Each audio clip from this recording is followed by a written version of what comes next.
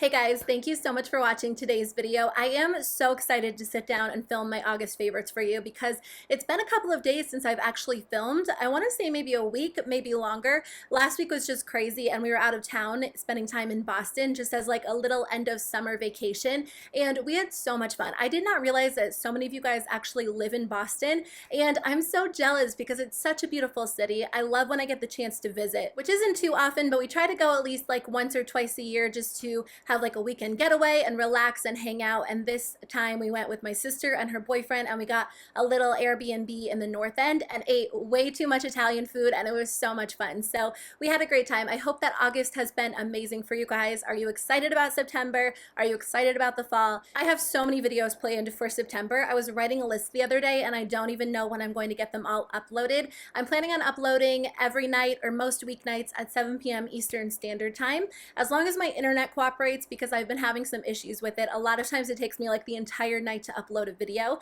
but I'm going to get it looked at and hopefully fixed. I would love to hear which products you guys have been loving throughout the month of August, so let me know in the comments below. But let's jump into it. I think I have like 6 or 7 products to share with you. These are products that I've been using every single day, so let's jump into it. Okay, so I have 2 different eyeshadow palettes to share with you that I've been loving equally, but for different reasons. So the first one is the Urban Decay Born to Run eyeshadow palette. I did film a full review on this one, so I'll link it in the description box below. I've actually been loving it more now than I did when I first tried it. I think that I was using a new eyeshadow primer with it because a couple of the shadows were giving me problems, and I haven't really experienced those problems during the month of August.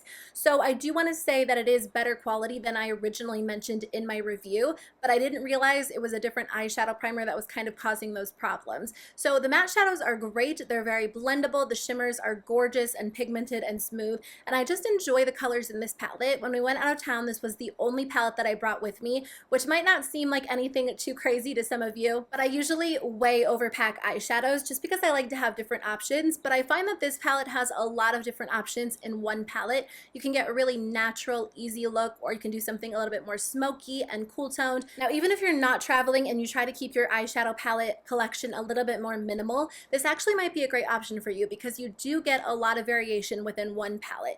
Now, if you have a lot of palettes in your collection, I don't know if you necessarily need this because I do have these colors in other palettes, but at the same time, it is a very good formula. It's nice to have everything in one travel-friendly palette. The mirror is really large and clear. It's just a sleek, smooth palette, and I just enjoy it a lot. The other palette is the Anastasia Norvina palette. I have been loving this palette more than I thought I would. I knew that I was going to enjoy it because I do like the formula in the Modern Renaissance, the Soft Glam. Those are 2 of my favorite palettes of all time. But when I saw the photos, I wasn't one of the people that was like immediately drawn to the colors in the palette. I knew that I liked them and I knew that I wanted to try the palette, but I didn't necessarily think it was going to be like a staple in my collection. That being said, I've been using this palette a lot. I love reaching for it when I want either a pink look, a purple look, or even a very beautiful like neutral gold look. The matte shadows perform really well. They're blendable and smooth. They are powdery because they are just the same as the matte shadows in the Modern Renaissance or the Soft Glam, but the metallic shadows are a little bit more subtle. I find that they do fade throughout the day. So you either have to go in with like a glitter glue or wet your brush to get like the most intense color payoff, but at the same time, I kind of like that they're a little bit more subtle just because it keeps the whole look a little bit softer. There aren't a lot of dark or deep or dramatic colors in here. My only real complaint with the palette is that these 2 shades, they don't really go. I don't find myself reaching for them very often. I don't want to say they don't go because depending on your personal preference or your creativity, you might be able to work them into your different eyeshadow looks,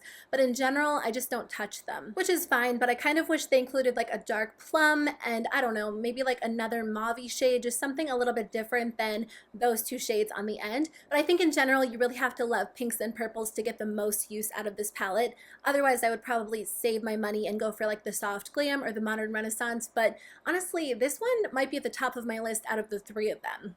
Okay, let me talk about a few face products. I might have mentioned this product in my favorites video last month. I can't remember. I just know that I've been loving it and using it like the second half of the summer, so I'm sure that I've at least touched on it in another video, but it is the e.l.f. Oil Control Primer Mist. This keeps my makeup in place. It keeps my skin from getting too oily throughout the day and just like breaking down my foundation and my concealer. And I just did not think it was going to work as well as it does, but it's been my go-to primer. I reached for this over the Smashbox Primerizer, and I don't know if that will be the case once the winter rolls around because the primerizer is so hydrating and it just makes your skin look really beautiful. But I kind of feel like this is a good alternative for the summertime if you have oily skin because it goes on like the primerizer. It's very liquidy, very hydrating, but there's something about this product that keeps my skin from getting too oily throughout the day. I don't spray it all over my face because it does have a little bit of a weird nozzle, like it doesn't spray very evenly. I just spray it into my hand and apply it to my face where I tend to get really oily, like my T-zone, right under my eyes, my chin, my forehead, and it works wonders. Your foundation goes on top really beautifully and it just keeps your makeup in place. So I'm telling you guys, grab this, it's totally worth it. So I've actually been going a little bit lighter with the foundation lately. I mean, all summer really. I've been wearing the ColourPop concealer as foundation, which is pretty lightweight, but the Physicians Formula, the Healthy Foundation, has been my go-to during the month of August. I just love how this foundation feels on the skin. It's very lightweight, so it doesn't feel heavy or cakey, and it still gives me pretty good coverage. I would say it's more of like a medium coverage foundation. You can build it up, but honestly, when I apply this, it covers up redness, it covers up acne scarring, but it still allows my skin to show through. And I do have freckles. A lot of you guys didn't know that until I filmed a video where I like tried on new makeup. And a lot of people are like, oh, like why do you cover up your freckles? You should let them show through.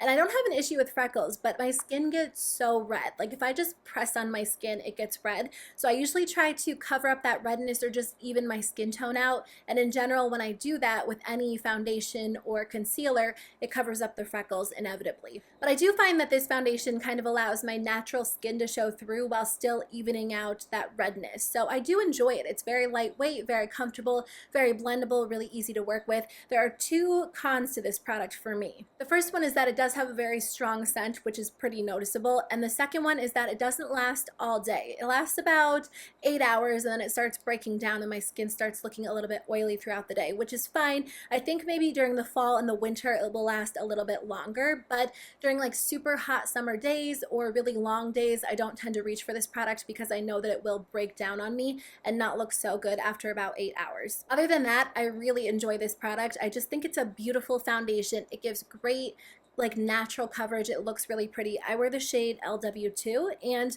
I've been loving it so much during August. It's been a favorite for a while. I've just kind of rediscovered it in August. So I know I've talked about this product a lot on my channel during the month of August, but I am so surprised by this product. I love it so much and it's been my go-to product. It is the Too Faced Born This Way Multi-Use Sculpting Concealer and I have the shade Almond. This is very similar to the Tarte Shape Tape, but it's better in my opinion. I think that it blends out better. It looks more natural on the skin, but it still gives you really good coverage. It has like a really pretty natural satin finish, and I was never really like a die-hard Tarte Shape Tape fan. I think it's a good concealer, but it wasn't necessarily my go-to. This has been my go-to. There's just something about the formula that's really beautiful. I don't know what they did to this product. I do not like the Born This Way foundation, and I don't like the original Born This Way concealer, but I love this one. So if you're looking for an alternative to the Tarte Shape Tape, this might be a great option for you. It's more hydrating, it's more smoothing, and it just looks really beautiful on the skin, and it's been my go-to. So pretty much the entire summer, I've just been reaching for like cream lipsticks, whether they are the ColourPop Lippy Sticks or